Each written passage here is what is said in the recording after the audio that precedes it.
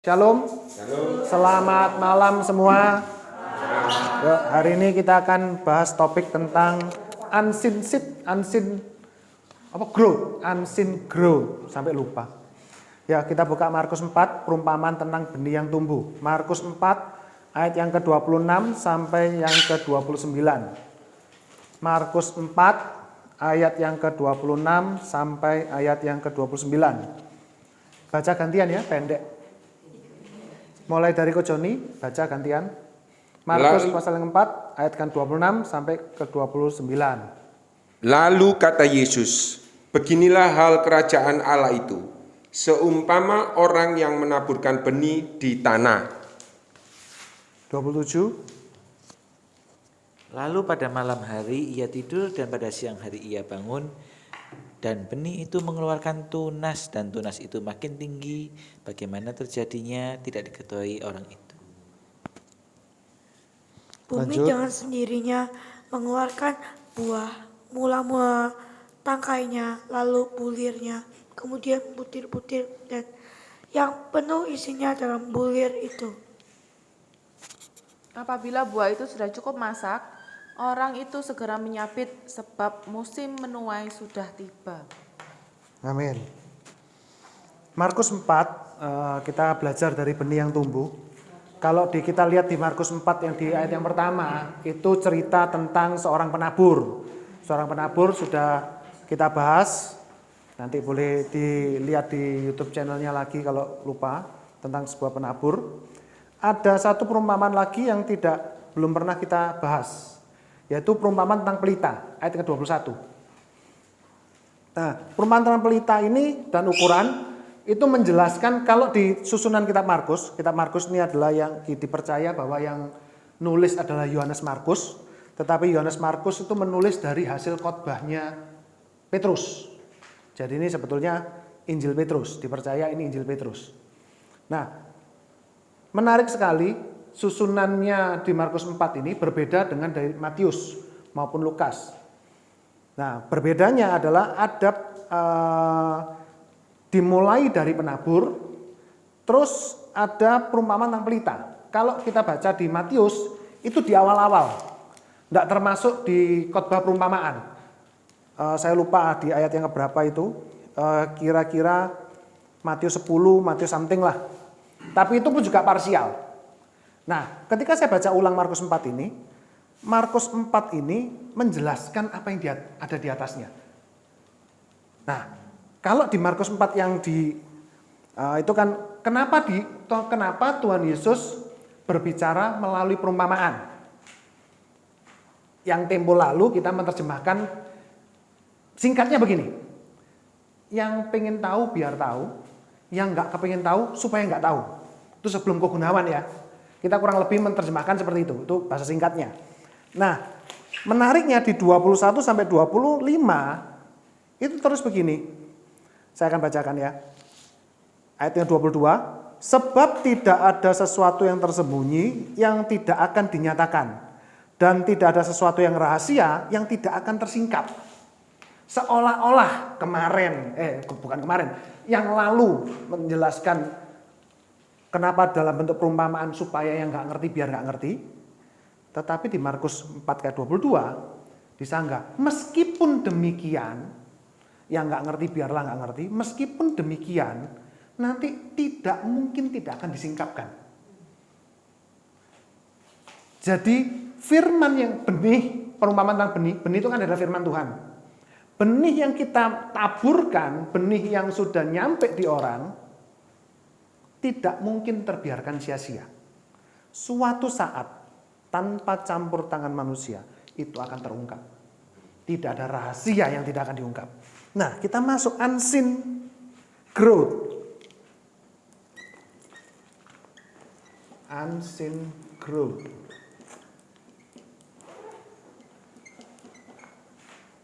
Unseen growth. WT.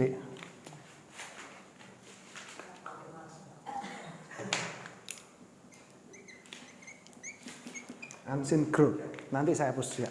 Nah, unseen growth-nya dari mana? Nah, gini. Beginilah hal kerajaan Allah, seumpama seorang yang menaburkan benih di tanah, lalu pada malam hari ia tidur, dan siang hari ia bangun. Benih itu mengeluarkan tunas, dan tunas itu makin tinggi, bagaimana terjadinya tidak diketahui orang itu. Bumi dengan sendirinya mengeluarkan buah, mula-mula tangkainya, lalu bulirnya, kemudian bulirnya penuh dengan isi, penuh isinya dalam bulir itu. Apabila buah itu sudah cukup masak, orang itu segera menyabit sebab musim menuai telah tiba. Perumpamaannya tentang tanaman. Yang pertama ada orang yang menabur. Betul ya? Ada orang yang menabur. Yang kedua, setelah bersabur, growth, tumbuh? Enggak, belum tumbuh. Tumbuh itu bukan tugasnya kita. Ada orang yang menabur, ada orang yang merawat. Betul ya? Terlewat di sini, tapi kalau kita lihat tentang tanaman, mesti ada yang merawat. Betul ya? Ya ada yang nyirami gitu ya. Ada yang nyirami, ada yang mungkin membersihkan. Kemudian yang terakhir musim penuaian. Musim menuai. Ada yang nabur, ada yang merawat, ada yang menuai. Ini semua tugasnya kita. Kita yang menabur firman, kita yang nabur firman, Tuhan yang nabur firman, kita yang nabur firman. Yang rawat, kita yang rawat tanaman itu. Meskipun tidak ditulis, tapi ini prosesnya. Ada menabur, ada merawat, ada yang menuai. Nah, Allah bekerja untuk menumbuhkan, betul ya?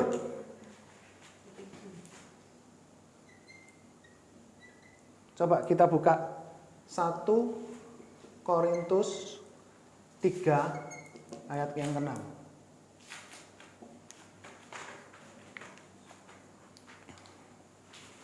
1 Korintus 3 ayat yang ke-6. Salah satu yang lanjutannya baca. 1 Korintus 3 ayat yang ke-6. Aku menanam, Apolos menyiram, tetapi Allah yang memberi pertumbuhan. Nah, ini kan ada yang menanam, menabur, ada yang menyiram, merawat. Tetapi yang memberi pertumbuhan Bapa yang memberi pertumbuhan. Kita boleh nabur, kita boleh merawat, tapi kalau nggak tumbuh, gimana? Urusannya Tuhan, betul. Jadi kadang-kadang gini, kadang-kadang nih ya, jebakan kita orang yang, sebelumnya kita buka 2 Timotius 4 ayat 2. Itu tugas kita, kelupaan, 2 Timotius 4 ayat 2.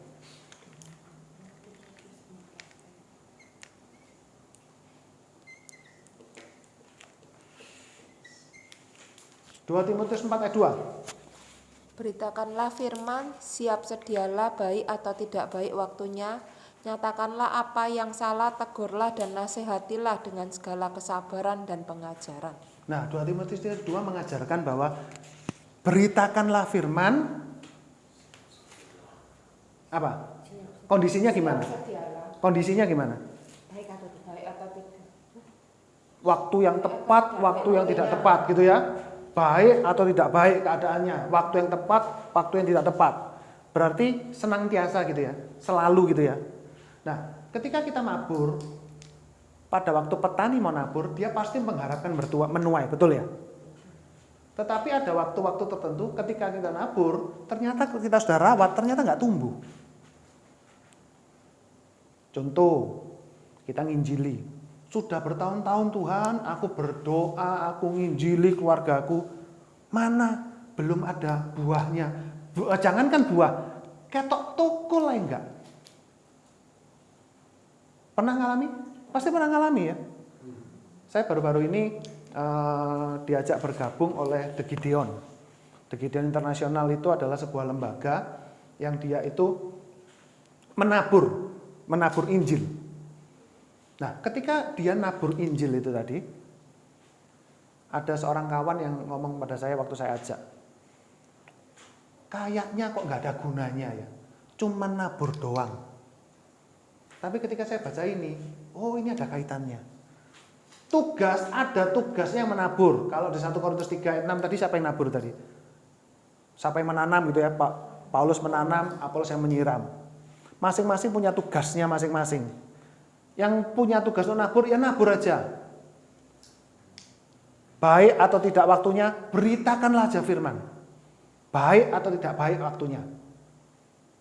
Perkara dia mau tumbuh atau tidak, itu urusannya Tuhan. Kita nggak bisa lihat, unseen. Pertumbuhan itu bagiannya Tuhan. Bukan bagian kita. Memaksakan itu tumbuh, kalau Tuhan ngomong belum waktunya tumbuh, nggak ada gunanya. Masuk pertumbuhannya. Setelah itu merawat. Kita pernah enggak waktu kita nginjili orang, atau bukan kita yang nginjilin, ada orang lain yang nginjilin, tahu-tahu dia bertobat. Pernah ya? Tahu-tahu datang ada orang-orang yang jiwa baru yang bertobat, masuk gereja misalkan, terus dia rindu ingin diajar. Buka Ulangan 6 ayat 2, Ulangan 6 ayat 7 sampai 9. Jiwa baru itu selalu rindu ingin diajar.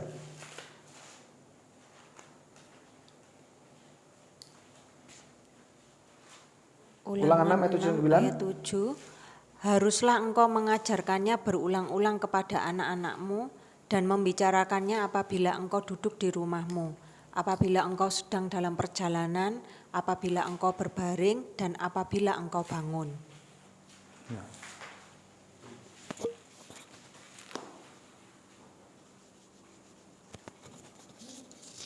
Delapan? Ulangan 7, ulangan 6. Haruslah juga engkau mengikatkannya sebagai tanda pada tanganmu, dan haruslah itu menjadi lambang di dahimu. 9. Dan haruslah engkau menuliskannya pada tiang pintu rumahmu dan pada pintu gerbangmu. Nah, itu kita diajar oleh Ulangan Perjanjian Lama bahwa kita harus mengajarkan berulang-ulang. Merawat itu tidak cuma sekali. Kalau analogi tanaman ya, tiap hari, kadang sampai bosan. Ini wis dirawat, wis dipupuk, kok ya sakmono, ae pancet, ae panggah, ae gak gede-gede ya. Pernah ngalami? Pernah. Pasti pernah ngalami. Didik anak gitu ya, diomongi bolak-balik pancet, itu pasti pernah ngalami. Nah, yang unseen growth-nya yang kedua.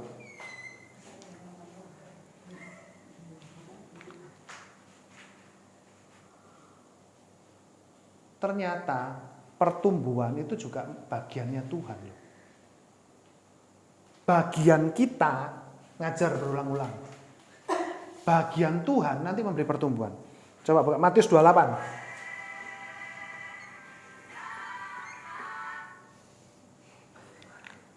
Iklan.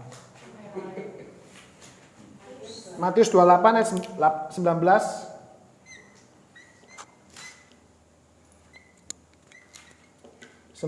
Sampai 20. Karena itu pergilah, jadikanlah semua bangsa muridku dan baptislah mereka dan dalam nama Bapa dan Anak dan Roh Kudus.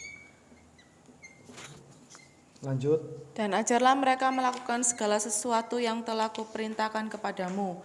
Dan ketahuilah, aku menyertai kamu senantiasa sampai kepada akhir zaman. Nah, aku menyertai kamu sampai kesudahan zaman. Tuhan Yesus pasti menyertai kita. Dalam kita ngajar, Tuhan Yesus pasti menyertai kita. Allah memberi pertumbuhan, Tuhan Yesus menyertai kita. Jadi jangan takut apa yang kita kerjakan itu sia-sia. Segala apa yang kita kerjakan, percayalah itu tuntunan Tuhan.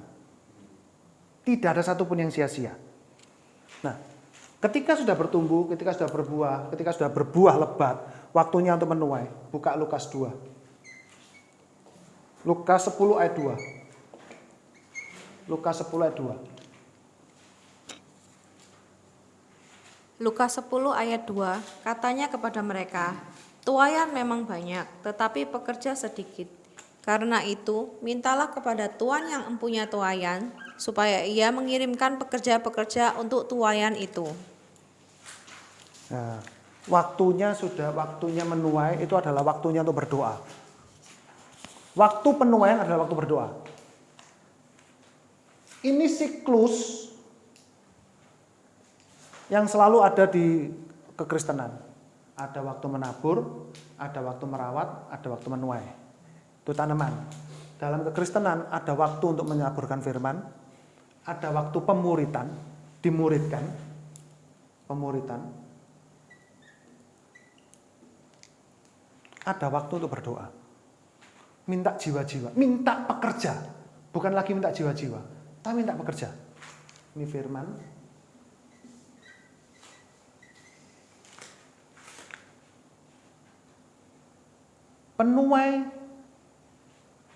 Penuai adalah orang yang bersedia. Tuaian itu adalah orang yang bersedia menaburkan firman dan bersedia merawat, bersedia memuridkan. Ulang. Tugas kita menaburkan firman, betul? Setelah itu Tuhan memberikan pertumbuhan. Kita merawat, ada jiwa baru kita ngerawat. Dididik, dirawat, dimuridkan. Pemuridan itu gimana sih? Kalau Tuhan Yesus ngomong, murid tidak lebih besar dari gurunya. Berarti kan menjadikan dia sama seperti Kristus. Sama seperti Kristus, seperti kita sama seperti Kristus.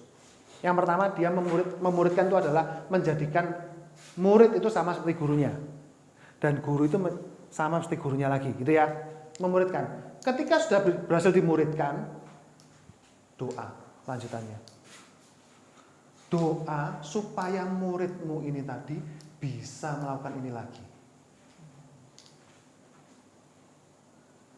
Ulang. Misal contoh, Ivan menaburkan firman Tuhan. Ivan memuridkan, ngajar firman Tuhan. Ngajar seperti apa? Ngajar menjadikan murid-muridnya sama seperti Ivan. Seperti Ivan sama seperti Tuhan Yesus. Setelah selesai melakukan semuanya itu, doa. Doa supaya apa? Supaya murid-muridnya itu tadi sama seperti Ivan sama seperti Tuhan Yesus.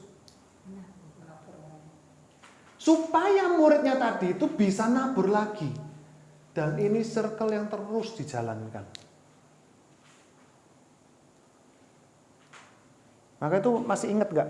Saya pernah ngomong, keberhasilan terbesar saya ketika teman-teman semua bisa berkarya di gerejanya masing-masing, bisa berdampak di gerejanya masing-masing, bahkan mungkin lebih besar daripada saya. Itu keberhasilan. Setelah doa, baca Kisah Para Rasul 1 ayat 8.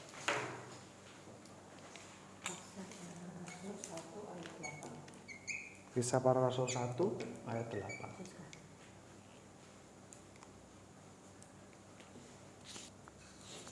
Tetapi kamu akan menerima kuasa kalau Roh Kudus turun ke atas kamu, dan kamu akan menjadi saksiku di Yerusalem dan di seluruh Yudea dan Samaria dan sampai ke ujung bumi. Supaya murid tadi bisa untuk menabur firman Tuhan lagi, dia perlu Roh Kudus. Roh Kudus akan memberi kuasa. Roh Kudus akan memampukan orang untuk berani menabur firman. Kamu akan menerima kuasa. Kuasa itu bukan berarti kamu akan menerima, ya ini salah satunya. Doakan orang sakit sembuh, salah satunya. Berdoa, tumpang tangan orang mati bangkit, itu salah satunya. Tapi ini yang harus ada. Punya keberanian untuk menaburkan firman lagi. Itu kuasa. Saya sempat telepon seorang kawan gitu ya. Pak, saya Pak mau bagi Alkitab gratis di tempatnya Bapak. Bagaimana Pak? Waduh, kok saya nggak pede ya? Saya kok belum cukup punya keberanian untuk itu ya. Ternyata keberanian itu perlu kuasa, perlu Roh Kudus.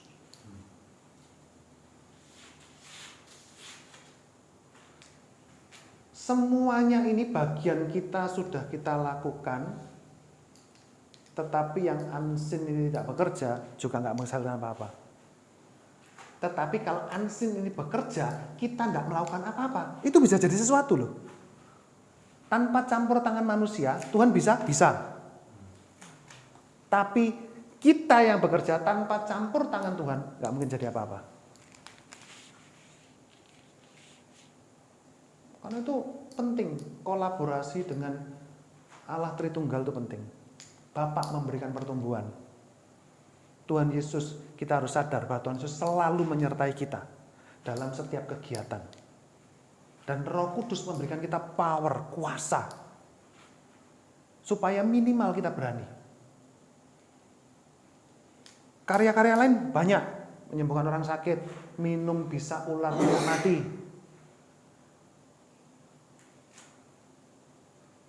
Tapi semuanya, kalau kita mau ikuti ini,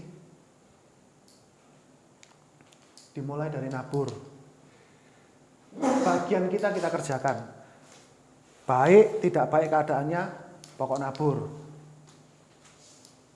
Setelah ada yang nyantol, atau yang taburannya orang nyantol ke kita, memuridkan. Tentu saja kalau ada waktu memuridkan, kita juga harus belajar. Betul nggak? Nggak mungkin kita mau ngajar apa yang kita nggak bisa. Kita belajar, kita ngajar, kita belajar, kita ngajar. Didik orang. Didik orang, kita harus tahu ketika kita melakukan proses ini, Tuhan selalu beserta dengan kita. Aku menyertai kamu sampai kesudahan zaman. Di sini juga mengandung perintah. Matius 28 mengandung perintah kan? Pergilah, jadikanlah semua bangsa muridku. Murid. Baptis mereka atas nama Bapa, Putra, dan Roh Kudus. Ketahuilah bahwa aku menyertai kamu sampai kesudahan zaman. Setelah itu masuk dalam tahap penuaian. Ketika murid itu sudah hampir sama dengan gurunya, bahkan ketika mulai memuridkan, mulailah berdoa. Mintalah kepada Bapa supaya Bapa itu mengirim penuai-penuainya. Tuaian banyak, penuai sedikit. Bayangkan, orang Indonesia jumlahnya berapa? 200 juta. Orang Kristennya banyak, berapa? Berarti PR kita masih banyak. Itu masih Indonesia tok. Belum bangsa-bangsa, belum dunia. Skop kecil, Jombang aja. Jombang aja, orang Kristennya yang belum dimenangkan itu ada nggak? Ada. Orang Kristen yang belum dimenangkan aja ada. Apalagi orang non-Kristen. Tugas kita banyak, karena itu doa terus. Supaya Bapak itu mengirimkan penuai-penuainya. Ketika Tuhan kirim, kita utus mereka. Sending, utus. Ayo, kamu melakukan hal yang sama seperti apa yang aku lakukan. Ketahuilah bahwa Roh Kudus akan memberikan kamu kuasa. Kalau Roh Kudus turun atasmu, kamu pasti akan diperlengkapi dengan kuasa. Percaya toh, masing-masing kita punya kuasa. Bukan pendeta top saja yang punya kuasa. Setiap orang yang ada Roh Kudus punya kuasa. Minimal punya kuasa untuk berani. Setelah itu, ada yang tahu karunia Roh Kudus ada berapa?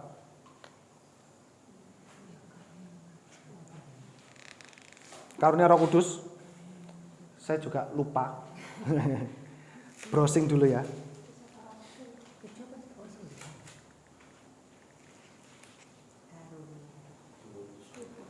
Berapa itu? Apa? 1 Korintus 12. Karunia Roh Kudus, 1 Korintus 12.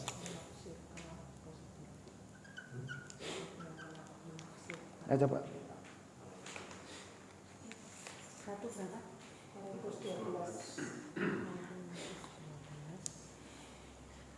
Sekarang tentang karunia-karunia roh, aku mau saudara-saudara supaya kamu mengetahui kebenarannya. 2, kamu tahu apa? Korintus 12. Kamu tahu bahwa pada waktu kamu masih belum mengenal Allah, kamu tanpa berpikir ditarik pada berhala-berhala yang bisu. 3, karena itu aku mau meyakinkan kamu bahwa tidak ada seorang pun yang berkata-kata oleh Roh Allah dapat berkata, terkutuklah Yesus. Dan tidak ada seorang pun yang dapat mengaku Yesus Kristus adalah Tuhan selain oleh Roh Kudus. Yang pertama mengaku Tuhan Yesus itu karunia. Ada rupa-rupa karunia tetapi satu roh, ada rupa-rupa pelayanan tetapi satu Tuhan. Ada berbagai perbuatan ajaib tetapi Allah adalah satu yang mengerjakan semuanya dalam semua orang.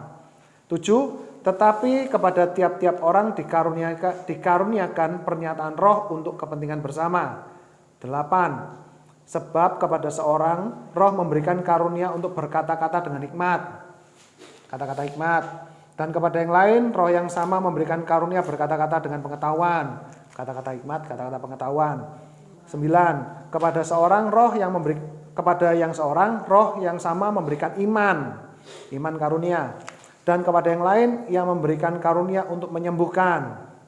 10. Kepada seorang roh memberikan kuasa untuk mengadakan mujizat.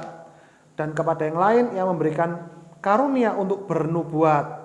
Dan kepada yang lain lagi yang memberikan karunia untuk membedakan bermacam-macam roh.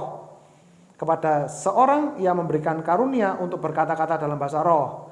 Dan kepada yang lain yang memberikan karunia untuk menafsirkan bahasa roh itu. 11. Tetapi semuanya ini dikerjakan oleh roh yang satu dan yang sama yang memberikan karunia kepada tiap-tiap orang secara khusus seperti yang dikehendakinya. Kuasa. Salah satu dari ini atau mungkin semua dari ini itu bagian kita. Gunanya buat apa? Balik lagi, untuk nabur, untuk merawat supaya bisa menuai. Menabur, merawat, bisa menuai. Diulangi, 2, 3. Menabur, merawat, menuai. Menabur apa? Menabur firman. Merawat bagaimana? Memuridkan. Setelah itu menuainya bagaimana? Kita berdoa. Bagian kita adalah berdoa. Nanti Allah yang mengutus.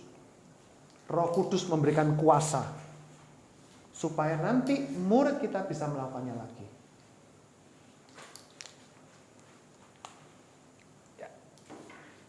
Terima kasih, Tuhan Yesus memberkati.